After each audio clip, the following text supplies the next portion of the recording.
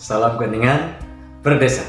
Kalau Anda ke Jogja di Jalan Timoho, di sana ada satu sekolah yang berdiri sejak masa kemerdekaan dan didirikan oleh para pahlawan, tentara-tentara pelajar yang fokus pada pelayanan, pengabdian, penelitian, dan pengetahuan tentang desa.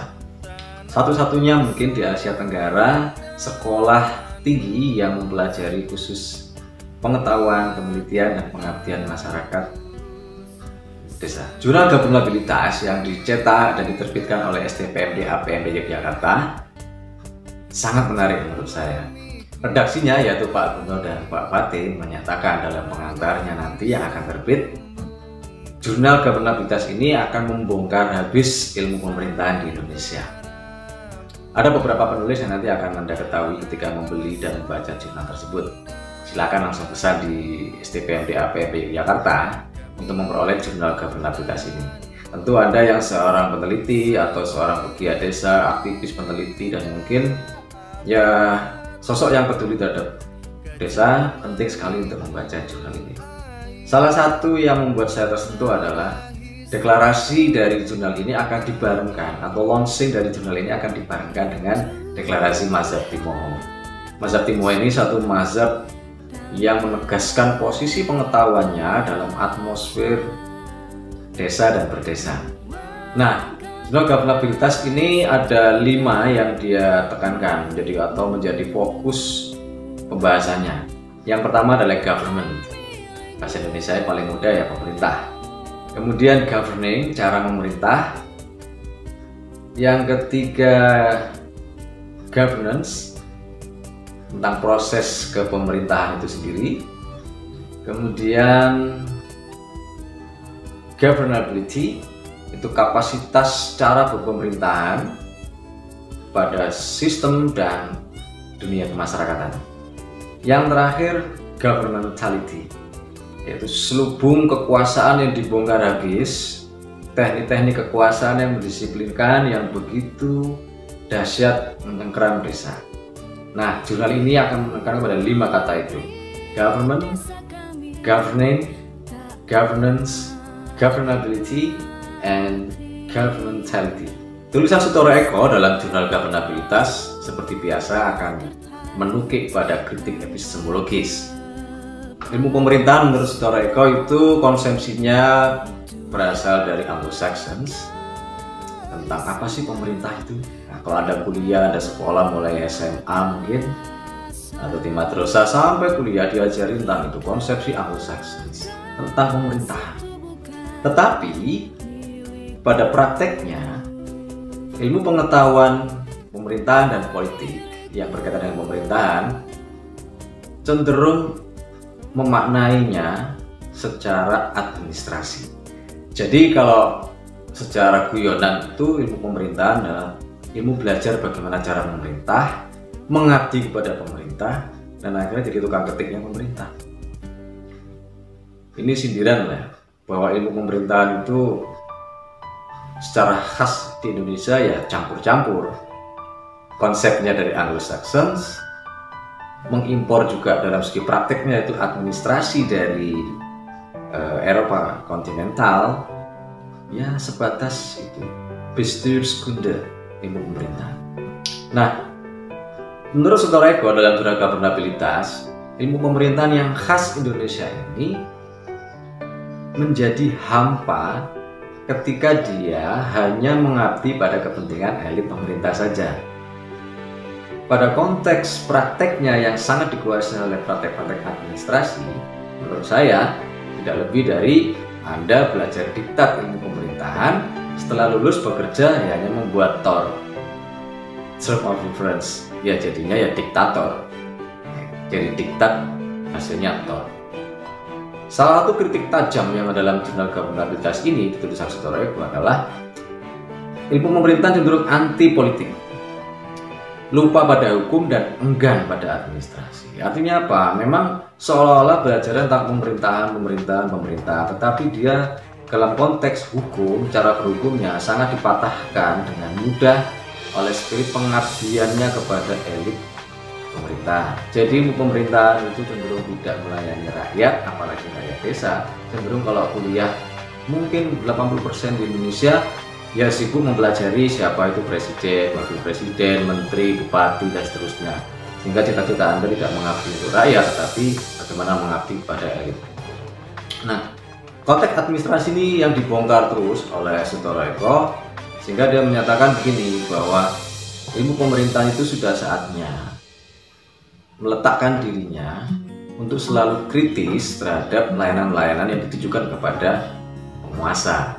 Dan dia kembali untuk mengurus desa, kembali meletakkan tradisi berpemerintahan, bermasyarakat, dan bernegara itu di desa. Anda bisa juga menguatkan cara baca Anda dengan membaca novel Bumi Manusia karya Pramudia Anantatur. Novel ini sangat menarik sekali, bagaimana pergulatan Mingge sebagai representasi generasi lanjutan yang muak dengan kolonialisme. Dia harus melihat bapaknya yang priai bersekutu dengan beberapa orang-orang kolonial, terpaksa harus melakukan itu mungkin karena hegemoni kolonial yang begitu kuat. Nah, akhirnya dia mempertanyakan, ini pemerintahan ini seperti apa? Itu menurut saya begitu. Nah, paling tidak spirit dari novel Bumi Manusia itu ya mendekati apa yang dinyatakan oleh Sutoro Eko, bahwa ilmu pemerintahan harus dibongkar habis. Tidak hanya belajar government, belajarlah juga tentang governance, governing, governmentality yang kritis terhadap selubung ideologisasi, selubung kekuasaan yang melambari ilmu itu. Jadi ilmu pemerintahan kalau dipelajari di kampus nanti ya jangan mencetak jadi tukang ketik di kantor pemerintah. Misalnya hanya membuat nota surat, surat dinas, dan ribut hanya soal disposisi, tanda tangan, dan seterusnya. Tidak pernah melayani rakyat. Nah, ada juga kata kunci publik. Sutoro Eko selalu memang mengkritik publik itu vis-a-vis rakyat. Nah, disebut lupa kepada hukum, ilmu pemerintahan ini karena lupa bahwa hukum itu melayani rakyat. Tapi parahnya juga, hukum yang secara positivistik cenderung hanya melayani kepentingan pembuatan hukum positif atau aturan-aturan yang berlaku hari ini. Aturan itu yang membuat siapa? Ya penguasa lagi.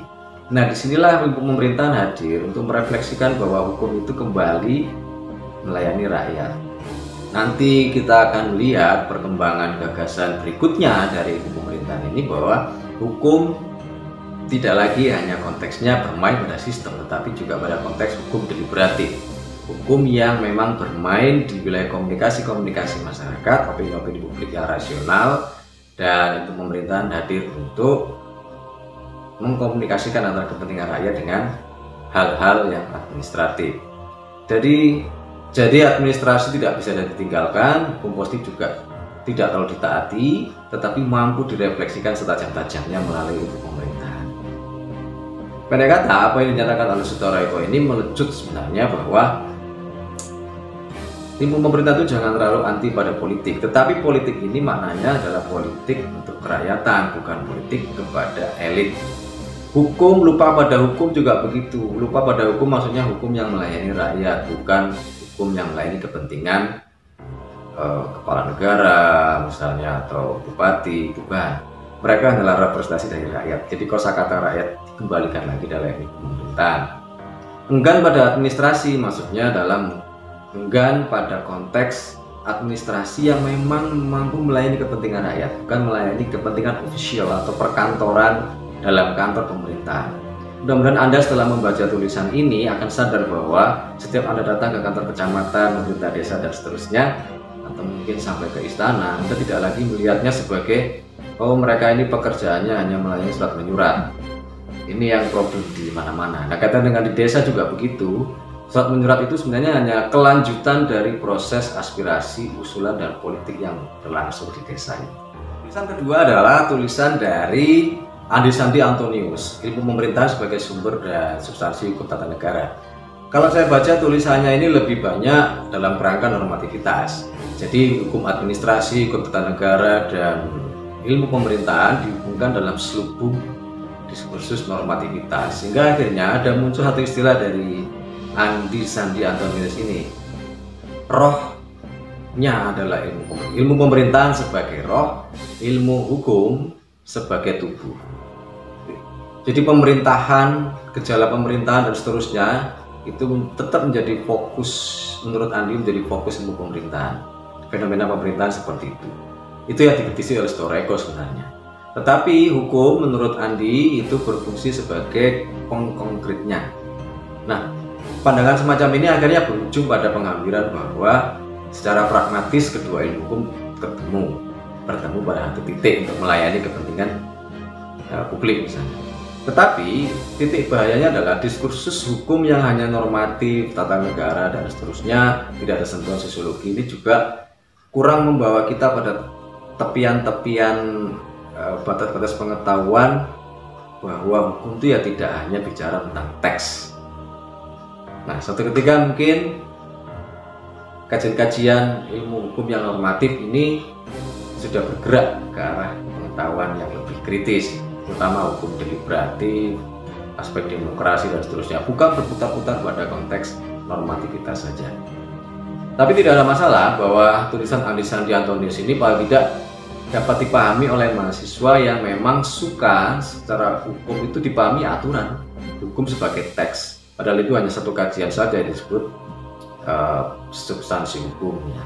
Tetapi struktur hukum yang kekuasaan dan sebagainya, hati-hati. Ini yang diingatkan oleh Storeko dalam tulisan sebelumnya. Hukum yang tidak belajar tentang aspek hukum politik, hukum deliberatif, cenderung abai. Seolah-olah teks itu hanya diperlakukan sebagai simbol konkretisasi. Hukum positif itu simbol konkretisasi. Tapi hukum positif sendiri itu sebenarnya hanya ya pergulatan dari Eropa, Jerman zamannya Hans Kelsen ketika dia seorang Yahudi yang diburu-buru oleh penguasa Hitler. Ya, ciptalah positivisme hukum itu untuk membersihkan anasir-anasir hukum dari kekuasaan-kekuasaan yang menindas. Tetapi pada akhirnya sebenarnya substansi hukum tata negara dan hukum pemerintahan ya tidak sekaku itu. Tapi setidaknya Andi Sandi Antonius menjadi jembatan bagi kawan-kawan sekalian. Ilmu hukum itu adalah tubuhnya, sedangkan ilmu pemerintahan itu adalah rohnya. Roh dan tubuh yang tidak menyatu cenderung menjadi rohnya gentayangan kemana-mana, tubuhnya menjadi jasad tapi tidak punya roh, sehingga jadi zombie. Jadi kalau ilmu hukum tidak paham ilmu pemerintahan ya jadi zombie. Kalau ilmu pemerintahan nggak paham ilmu hukum, ya rohnya gentayangan. Dalam tulisan di jurnal ini, kebagian isunya tentang governmentality, membongkar selubung ideologi ilmu pemerintahan. Saya coba lompat langsung ke temuannya, bahwa ilmu pemerintahan itu cenderung untuk melayani the prince, pangeran-pangeran. Kalau ini istilah the prince ini dia petik dari Il Principe karya Niccolò Machiavelli, bahwa kekuasaan itu hanya ditujukan untuk melayani raja, pangeran dan seterusnya. Kemudian ilmu pemerintahan itu cenderung hanya melayani elit, tidak melayani rakyat. Government terlalu identik dengan itu. Perspektif yang digunakan adalah perspektif governmentality. Governmentality ini susah sekali memang kalau diterjemahkan dalam bahasa Indonesia. Governmentality ini istilah yang dikenakan oleh Michel Foucault. Michel Foucault, filsuf botak ini yang sangat dikenal dengan arkeologi dan genealogi pengetahuan, memang menajamkan bagaimana kekuasaan itu tidak lagi konteksnya hegemoni seperti kalau kita kenal dalam Antonio Gramsci, teori hegemoni, tetapi kekuasaan itu yang mendisiplinkan. Jadi ketika ada satu kebijakan publik diterapkan seperti PSBB misalnya di era pandemi COVID-19, maka kekuasaannya terasa mendisiplinkan. Aparatus pemerintahan semua ikut untuk mendisiplinkan warga pakai masker. Tapi beda dengan cara menghukum. Foucault dalam bukunya tentang Surveiller et Punir atau Discipline and Punish membedakan kekuasaan yang tekniknya adalah untuk menghukum. Jadi kalau orang nggak pakai masker di penjara, orang nggak pakai protokol kesehatan akan di penjara. Tetapi kalau dalam konteks kekuasaan governmentality tidak. Bagaimana banyak hal-hal yang administratif, Anda pergi ke daerah lain pakai surat izin keluar masuk, itulah cara teknik kekuasaan memperbaiki diri. Pemaksaan terhadap bentuk pemerintahan modern kepada pemerintahan adat sangat buruk sekali. Mereka kehilangan akses terhadap lingkungannya, kulturnya, bahkan cara komunikasi dengan warga menjadi sangat formal. Nah, ini akan bisa berbahaya ketika wilayah adat itu yang kaya dengan hubungan-hubungan antara manusia dengan tanahnya, dengan hutannya, dengan tradisi leluhur, itu patah hanya dengan urusan administrasi. Di sini menurut saya ada refleksi yang penting bagi kita bahwa desa di Indonesia dalam konteks tatanan desa itu tidak bisa dipahami hanya sebagai satu bentuk desa saja. Kalau Anda menjumpai desa transmigrasi itu membawa kultur masing-masing, jelas dia gayanya cenderung ke modernis karena tidak ada basis tradisi yang tebal. Tetapi pemerintahan adat semacam ini yang perlu segera diakui. Cilakanya adalah kekuasaan negara dalam konteks kekuasaan administrasi pemerintahan tidak pernah segera melakukan pengakuan terhadap desa adat. Di sisi lain mungkin dalam konteks masyarakatnya juga pemahaman tentang yang disebut desa adat itu hanya kembali romantis masa lalu ataukah ada pergerakan-pergerakan yang bisa berubah. Menurut saya semua itu bisa berubah. Adat itu tidak berarti statis. Semua tergantung aspek perkembangan dalam kultur masyarakat itu. Nah, Rizal sama Molesa sudah berhasil membongkar tentang itu, makanya menurut saya layak sekali kajian-kajian di Jurnal Governabilitas untuk mengangkat praktek-praktek penguasaan desa adat melalui ilmu pemerintahan yang memang tidak ada gunanya lagi bagi mereka.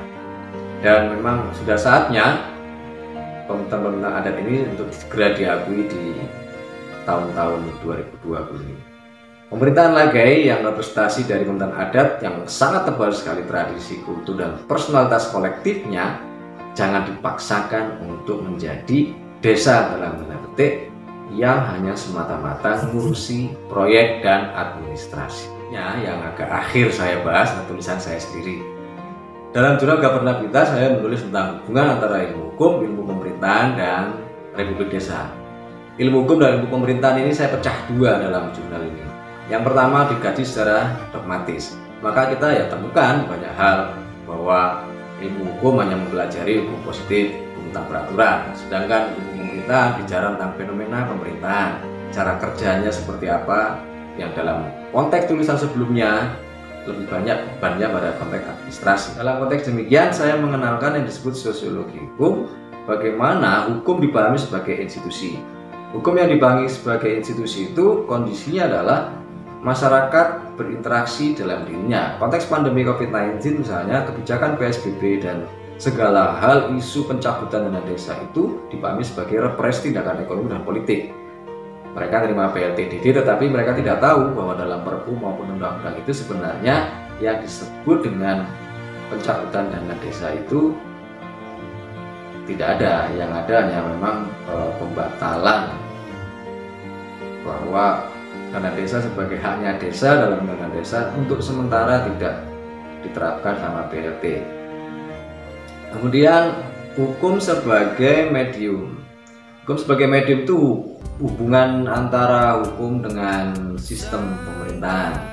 Nah, dalam pandangan sosiologi hukum ini lebih jelas bahwa hukum dengan pemerintahan, dengan konteks sistem kita akan pelajari lebih luas lagi. Pemerintah bukan hanya pemerintah eksekutif, tetapi ada kekuasaan administrasi yang menjalankan kekuasaan parlemen dan mereka bisa saling menguji dalam konteks penerapan hukumnya dalam kekuasaan yudisial. Nah, ini hati-hati bahwa sosiologi hukum tidak pernah mengajarkan kita memahami hukum seperti hakim. Kalau hukum positif cenderung mempelajari hukum diterapkan seperti hakim. Padahal konteks masyarakat itu belum tentu seperti dalam konteks sosiologi, dia lebih pas didekati dengan hukum sebagai institusi, bukan hukum sebagai medium atau sistem yang terdiri dari 3 kekuasaan. Sebagai informasi, Anda mengenal trias politika, kekuasaan parlemen, kekuasaan eksekutif atau administrasi pemerintahan, dan kekuasaan yudisial. Itu sebenarnya ditulis oleh Montesquieu bersumber dari penelitian dari desa-desa.